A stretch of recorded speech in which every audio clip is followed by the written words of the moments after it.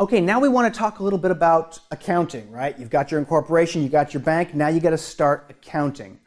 Uh-oh, you're not an accountant. You got your MBA, but you slept through that class, didn't you? Right? Don't worry about it, okay? First of all, most countries out there have good accounting software available to the startup businesses at low or no cost, okay? So you can go out there, choose a software that you're going to use, and that software does a lot of the accounting for you. Now, having said that, if you are not comfortable with accounting, if you're not comfortable with setting up your chart of accounts, you probably want to hire someone to do this for you. I would advise against when you get one of these software programs and it says, would you like us to set up the chart of accounts for you, right? Just indicate what kind of business you're in and we can do this for you. Don't do that, okay? It's gonna, down the road, it's gonna make a nightmare for you. In the end, they try to say that, oh yeah, we've got special charts of accounts for this business, that business. In my experience, it's never worked. I end up having to rewrite half of the chart of accounts and delete the other half. Set them up, go ahead and set up the accounts as you go, or hire an accountant or a bookkeeper just to set up your basic chart of accounts for you in a way that's going to make sense to you so that you can enter things in a consistent and logical manner each time. Ignorance is not an option. If you're an entrepreneur, you're an accountant, okay? If you're an entrepreneur, you're an accountant. If you're not an accountant today, you're going to become one soon, okay? Ignorance is not an option. You don't just hire an accountant and let them do your books. If you have to hire an accountant, you let them do your accounting and explain to you what they're doing along each step of the way so that you learn as you go. You know, you wouldn't hire someone to manage your shop and then walk away and let them do it without any oversight. Why do so many entrepreneurs hire an accountant and let them account without oversight? It's because they feel they don't know anything about accounting. Not an option. Inform yourself, educate yourself, make them explain to you what they're doing and why they're doing it. This is vitally important. It's worth your time and money to get your accounting set up properly in the beginning.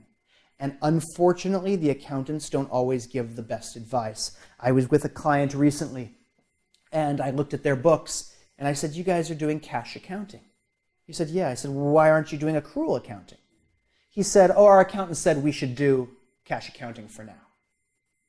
And I looked at his books, I looked at his company, I looked at everything, and I mean, I don't want to be negative, but unfortunately, the only reason I can possibly think that it's better for them to do their cash accounting now is that the accountant is going to charge the same amount of money and it takes him less work to do the cash accounting. And second, in the future, the law is going to obligate him to switch to accrual accounting. When he reaches a certain revenue size of his firm, the law is going to say, no, now you have to be accrual accounting. And who's going to charge him to do that switch over is the accountant. And those are long processes and rather expensive. So if he had just incorporated with accrual accounting from the beginning, the job is done. He wouldn't have this upcoming task in the future. And one of the reasons why it came up is because he's almost at that limit. That future is upon him. Okay? So worth your time and money to set up your accounting right from the beginning. And unfortunately, maybe your accountant isn't necessarily the best person to advise you on this. Maybe other entrepreneurs, maybe getting several opinions from several accountants, or speaking to some people, finance managers or accountants in industry who don't take clients. So getting you as a client isn't even an option. So they can simply tell you what they believe the best practice is, and they're not being compromised in any way. So use professional help where you need it. Don't rely solely on professional help. Get help and advice from people in industry, accountants, finance people, and make sure that you set up your accounting properly from the get-go.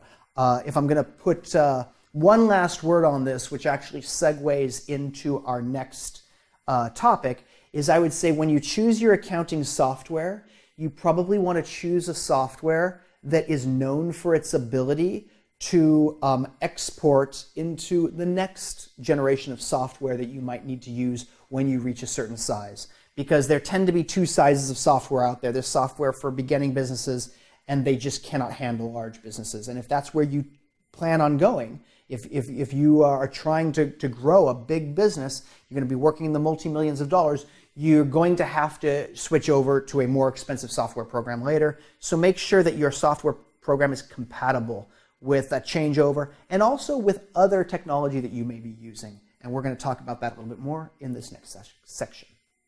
Now I want to talk about the legal environment in which you're incorporating really quickly.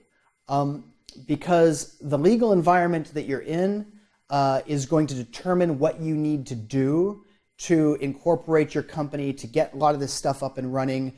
Do you need a lawyer or can you do it yourself? There's a lot of websites right now that will incorporate businesses for you. You pay the money, they'll do the incorporation. It's quick, it's easy, and that's enough to get up and running.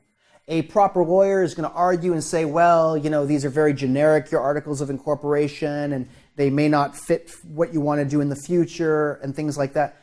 I don't worry too much about that. Now, having said that, I actually incorporate it with a lawyer. I go with a lawyer myself. I don't do the online incorporation. But there's underlying factors involved in my circumstance. I never dissuade anyone from simply just incorporating online. When you get to the point that you need to, you can always rewrite, refile, amend articles of incorporation with a lawyer. So what you might want to look at when you make your decision is how litigious is your environment? How likely is it that you're maybe sued or taken to court or something within the first year or two or whatever of your business? How litigious is or how likely is litigation or legal issues in the sector that you're opening up in or in your area? Okay, you want to look at that. The more you're more likely to need a lawyer, the more likely you probably are to want to use a lawyer early on. There's the common debate, here in America is do we do a Nevada LLC or a Delaware corporation? Why are so many big companies and banks and stuff, why are they based in Delaware? What's this myth of the Nevada LLC? Well, if you want a Nevada LLC, get a Wyoming LLC. It's actually better, okay? Nevada, the state that has, Reno and Las Vegas, it's known for a state that doesn't charge a lot of taxes, and LLCs there don't really have to pay a lot. So people go, oh, file a Nevada LLC. Okay, so because it's cheaper to do, it's cheaper to maintain. Like I said, if you really want to go that route, go with the Wyoming LLC. It's even better. But the thing is again, how litigious is the environment you're in? How much legal help, counsel support, legal problems do you expect to encounter? If you expect any turbulence, you probably want to be incorporated right where you're operating, in the state in which you're operating. Again, later in life, none of this is written in stone. Later in the life of your business, you can change it. You can reincorporate somewhere else. You can do that. If you want to be a big C Corp and take over the world, it's probably not necessary this year that you incorporate in the state of Delaware. Although 10 years down the line or on the day that you decide to go public, maybe you want to incorporate in Delaware because you'll get some favorable conditions. Deal with that down the line. Some people try to be over-savvy with incorporation in the very beginning. Incorporate close to home if you can. Keep it simple. These things can be changed later. Don't worry about it. I want to make a quick interjection here and just give you a quick note on contracts. As I mentioned before, banks and creditors are always going to want you to co-sign in the beginning. And when I say in the beginning, up until you get a significant inflow of revenue into your company reaches a significant size, they're going to want you to co-sign personally, the nature of the beast. But there's another thing that goes on with contracts, is that as a young entrepreneur or a new entrepreneur, where you're getting contracts and you're signing deals with other companies, they always want to sign you into these durational contracts.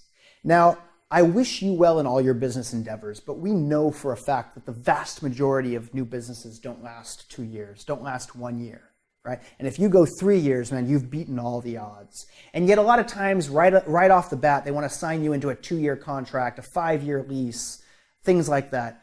I just want to let you know that in my own experience, if you contest these things, you can often get them greatly reduced or even get them thrown out. You can tell them, look, I want to sign with you. I'm going to sign with you for this service. I'm just not going to sign for a contract. I'm going to pay you for as long as I use this service, and I want to use it for a long time, and hopefully I do, but I'm not going to sign it. If you say I got to sign it for 2 years, I'm not going to do it.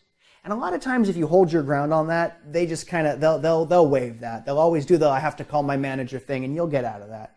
So yes, you're going to have to co-sign. That you're not going to get out of. Contracts, contest them, argue them, negotiate them, get them either reduced or eliminated. And that can simply help unburden you a lot in your first years as an entrepreneur.